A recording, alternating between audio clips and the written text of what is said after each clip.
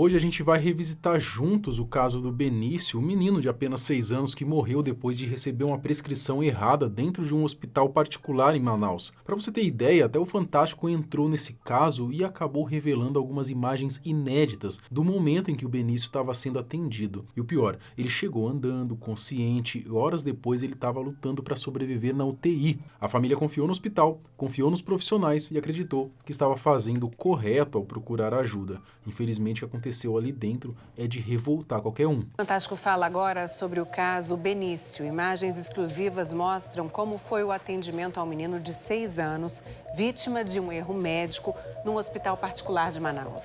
Segundo a própria investigação, a morte de Benício foi resultado de uma sequência de erros, negligência e falta de checagem básica. E por mais absurdo que pareça, foi justamente um detalhe que deveria ter sido verificado antes de qualquer aplicação que acabou custando a vida de uma criança saudável que só estava com uma crise respiratória leve. Então vamos conferir essas imagens que o Fantástico acabou divulgando e entender as atualizações desse caso e como que a família segue lutando aí por justiça pelo Benício. Eu sou o Marcelo Milos e depois da vinheta eu te conto.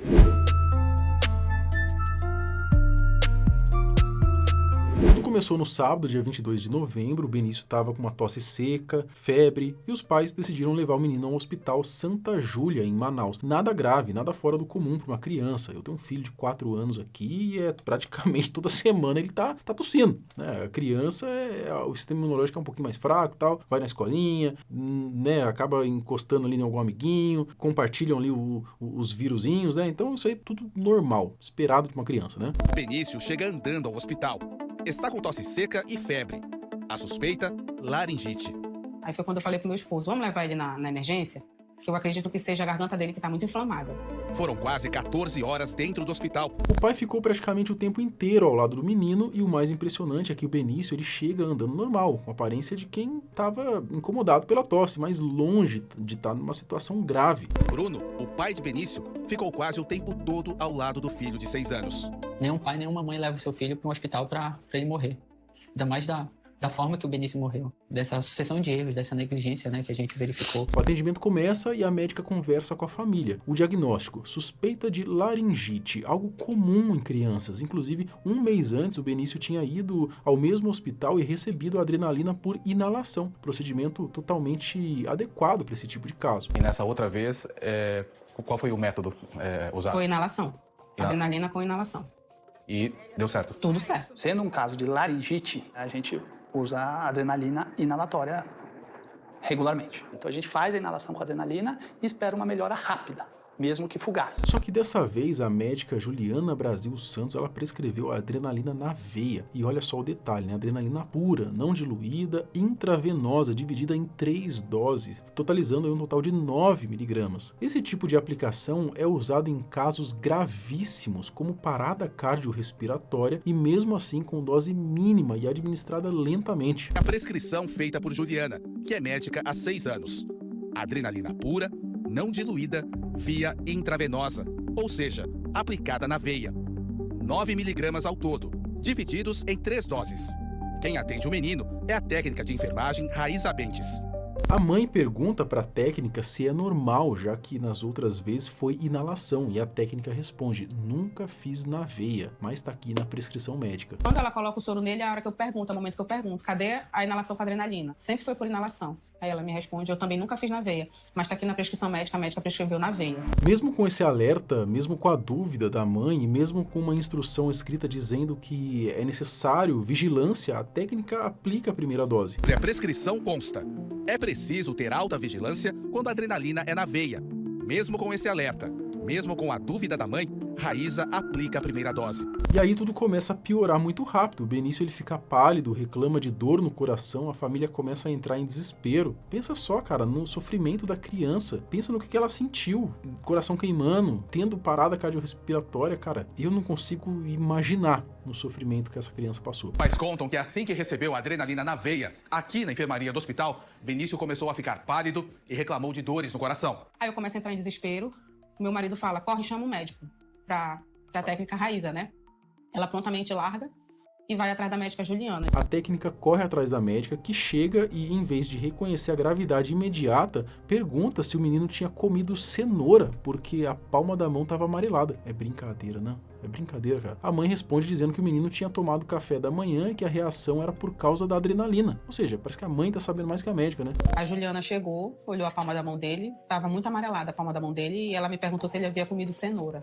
Aí eu respondi pra ela: que cenoura? Meu filho tomou café da manhã.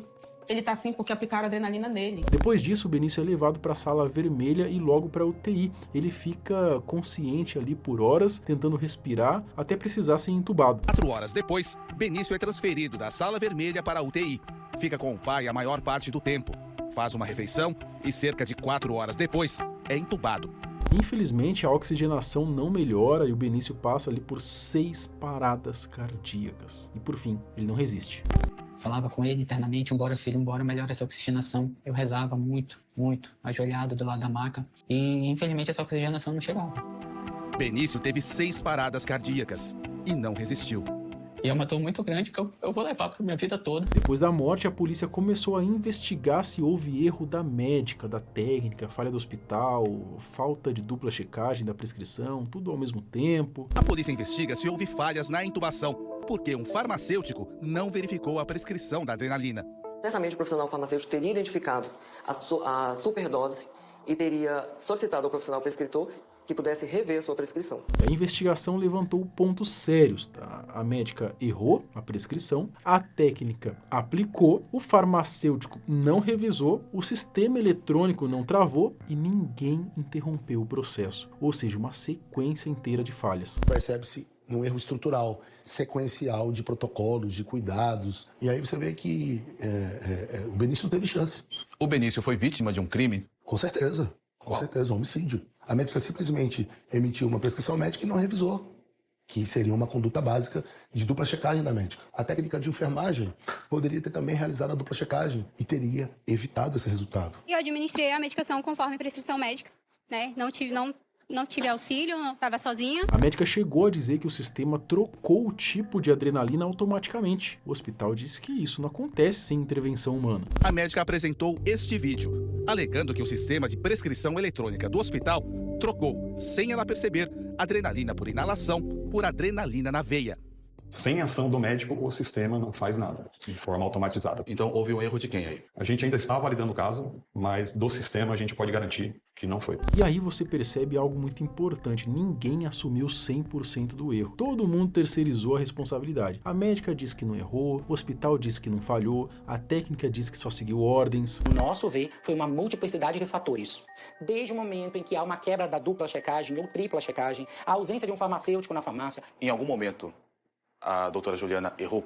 Não, eu não considero que ela errou. E no meio disso tudo, a família perdeu um filho que faria 7 anos no Natal, uma criança doce, inteligente, carinhosa. O que aconteceu com o Benício não é um caso isolado, é um exemplo, né? Um exemplo doloroso de como erros de prescrição, falha de comunicação e ausência de checagem podem levar a tragédias irreversíveis. Nenhuma família devia passar por isso, porque quando uma mãe leva um filho ao hospital, ela não leva para morrer, ela leva porque ela acredita que está fazendo melhor. E essa confiança foi quebrada da forma mais cruel possível. Eu acho que o mínimo que deveria acontecer é essa mãe receber uma indenização milionária por parte do hospital e a médica ser presa, tá? Presa. Bom, tomara que a luta dessa família ajude a impedir que outra criança, né, outra família passe pela mesma dor. Que a justiça seja feita e que a memória de Benício não seja esquecida.